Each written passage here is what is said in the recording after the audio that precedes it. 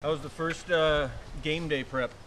It was overall really good. I thought the scout team work went faster than it normally does. Usually that takes not an entire practice, but a longer period of time for guys to kind of realize what to do and where to go, and kind of what we're asking those guys to do in their new role. So from that standpoint, very encouraged just by the buy-in, of the team effort type of deal, because we need every single person. We need every person to maximize their current role, whatever that may be. Our special teams period were excellent.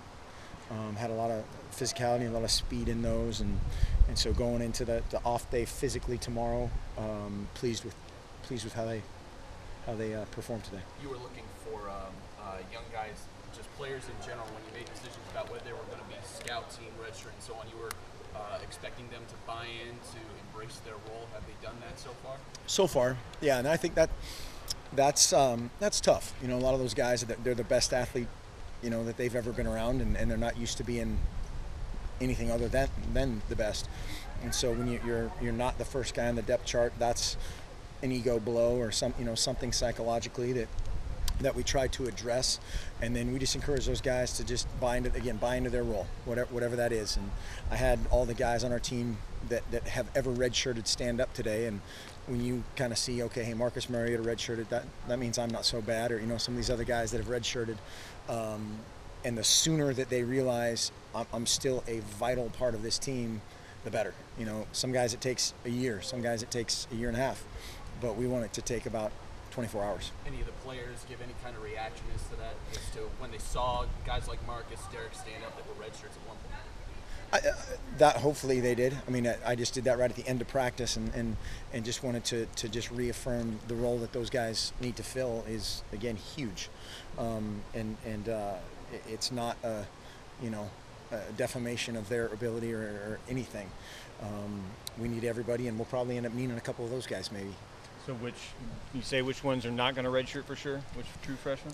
Well, for right now, offensively, now I'm going to miss somebody since I don't have that list in front of me, but Tyrell Crosby, Royce Freeman, Charles Nelson, Carew, Zach Schuler. I think that's it. Am I missing anybody else? Defensively, Austin Malawata, Henry Mondu, Justin Hollins, Khalil Oliver, Arion Springs, and then a couple guys kind of on the ready, all Jake Pisarcik and Danny Manley from last year, guys that we want to try to redshirt, but may not be able to. Jimmy Swain is in that category.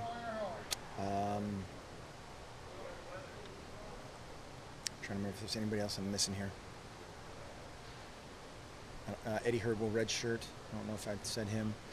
He will redshirt? Will redshirt. Yeah, the rest of those guys we're going to try to redshirt. I think a big indicator I think of hopefully where we are depth-wise is we're going to try to redshirt Jalen Jelks, and he's really good. And so hopefully those guys on the D-line will be able to stay healthy and roll. And then we also got a great piece of news yesterday. Johnny Reagan's initial eligibility, immediate eligibility waiver got granted. Oh, it did. And so got some good news in that regard. Great. He's had a great camp. So that's about 10 true freshmen. That's a pretty good amount to come in there and play right away. Yeah, we've got a lot of good young players, and those guys came in and competed really well. And we'll see. Yeah, that's the plan right now. You have a depth chart? I mean, do you have starting wide receivers yet? No.